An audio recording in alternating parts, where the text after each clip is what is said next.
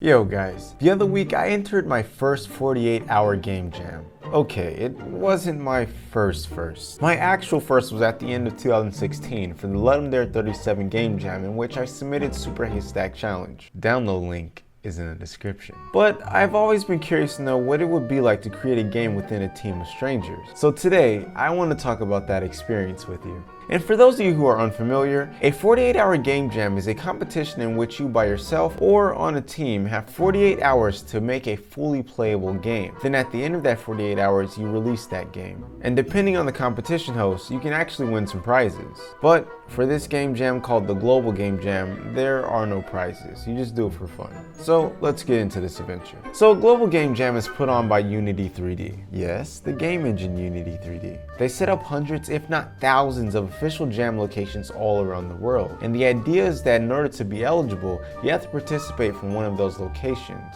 which means there's an entry fee.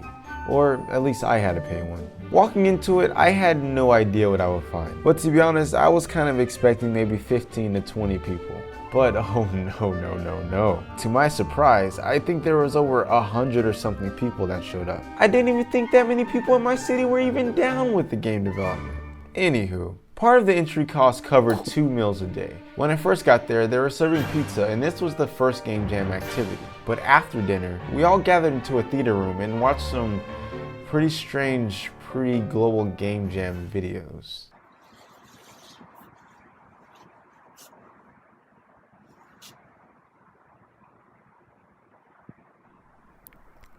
We will remember the splendor of the sun, as well as a perception of unlimited space in which for a moment we felt ourselves to be free.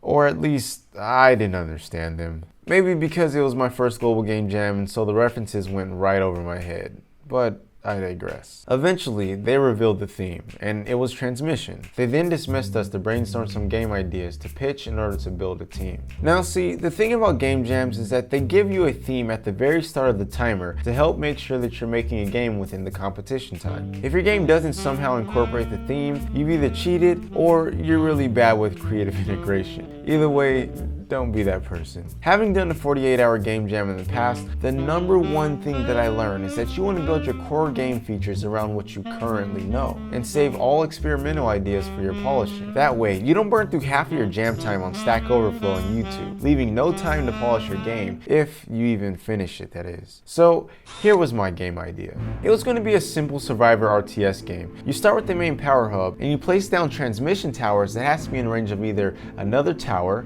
or the main power hub in order to be part of the network. And if so, the nearest source will send energy to it. If a tower has energy, it can do one of 3 things. Each tower prioritizes using it over sending it over storing it, which to use it, an enemy has to be in range of that tower. But if not in range, then every tower will send energy if its neighboring towers are asking for it. But if not being asked, then the tower will simply store the energy for future use. The enemies will be on a simple pathfinding course to your main power hub, and when they reach your power hub, they will subtract life from it. Very fitting for the theme of transmission, I thought, because the main part of the game is about transmitting energy. Oh, and this idea was heavily inspired by a game called Creeper World. Check out that tight game if you haven't heard of it. I had full confidence that I could have had this prototype working in the first 24 hours, leaving the rest of the time for polish. But when it came time to present our ideas in front of everyone, first off, we were only given like 20 seconds to pitch our game ideas, and somehow it seemed like most of the teams were formed before the presentations even began. So I was stuck with the choice of either working on a game on my own or join another team and help them with their game pitch. And as much as I really wanted to make this game, I didn't pay $40 just to sit in the corner and make a game by myself for 2 days. Hell, I produce a weekly software show and I can do my own 48-hour game jam for free if I really wanted to. And so without hesitation, I decided to join another team. And that team was called the Free Agents. Here was their game idea. A randomly generated city is created with a transmission tower in the center of the city. Survivor groups are placed at random edges of the city, and you playing as the tower transmit directions to all survivor groups to help them reach the center tower. And the challenge comes from zombies following each survivor group, leaving deadly Tron-like trails behind them. Not a bad pitch at all. We found a place to set up and call home for the next couple of days, but not this spot though. We didn't like this spot. This spot was much better. I took the commander's helm.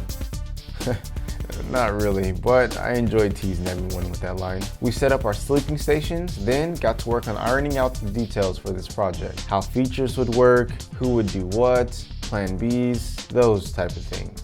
Then once it was all figured out, we all got to work. There were 6 on our team, 5 of which were programmers and the last of which was a music producer. And the work was broken apart like so. You all know what the music producer took care of for this game project, obviously. So, the programmers. Programmer number 1 worked on the procedural map generation feature. Programmer number 2 worked on the camera controls and character models. Programmer number 3 worked on the user interface. Programmer number 4 worked on the visual effects and quality assurance. And programmer number 5, das le moi, worked on the user input and AI. And that was pretty much it for day 1. For the rest of the night, we just worked on our respective duties and there was nothing really exciting to see. I went to sleep at about 7:30 a.m. and woke back up at 9:45 a.m. to begin day 2. And yes, I was dying.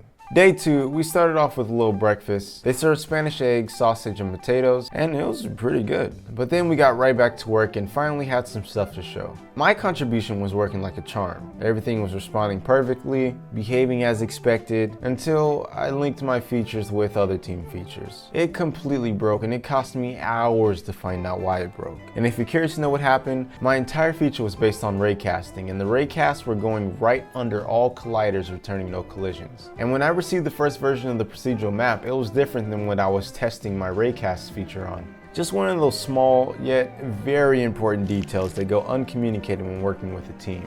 Valuable lesson learned. Check for team changes before rewriting entire scripts.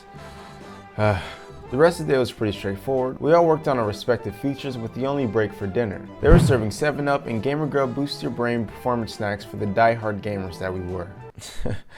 Not really. They actually served chicken, mashed potatoes, and veggies. After inhaling that, it was right back to feature building. I specifically was putting a lot of time into building the AI feature. But then, disaster hit. At about 4 a.m. on day 2, we were all working on our respective builds for hours at this point without linking them together. And it turned out that some overlapping edits happened to scripts and whatnot, and because we're using the Unity version control, when something like that happens, you have to choose either one or the other. And this caused for my entire AI feature to be overwritten and completely lost. So, on that note, I just closed my computer and went to sleep feeling defeated. Well, actually, before I went to sleep, I went to go have a good night leak and found this chameleon hiding in the bathroom. I gotta say, pretty good camouflage chameleon, but you're not fooling me. No. At about 9 a.m. the next day, we were all back at it again. I was rebuilding the AI feature and others were working on their respective features. At about noon, we all get together and start to focus on the final build. That included lots of QA, reporting for bugs, adding polish. Oh, and yeah, we modified the forest model for this project due to time constraints. So if you play it, all the zombie models are actually modified dead forest models.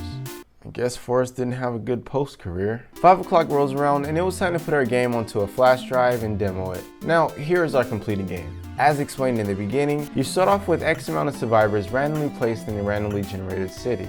And the more survivor groups that you have, the harder the difficulty is. All survivor groups can move in certain directions depending if there's free space in that direction or not. But because some directions can lead your survivor groups into a trap, you need to pay attention.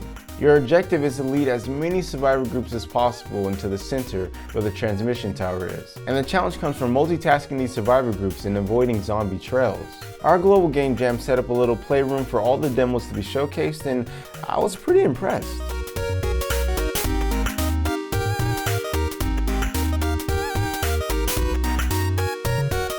There were a lot of really cool games made in 48 hours.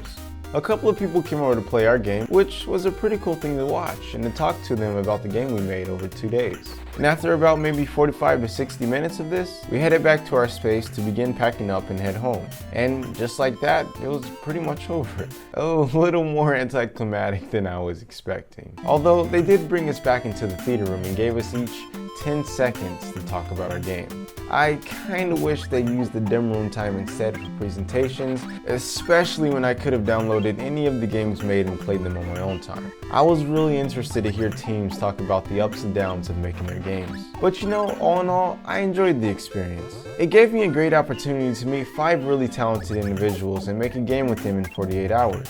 It was a lot of fun. I learned a lot from the experience, and most importantly, my curiosity was fed. Oh, and when I got home from the game jam, that was maybe the best night's sleep I've ever got.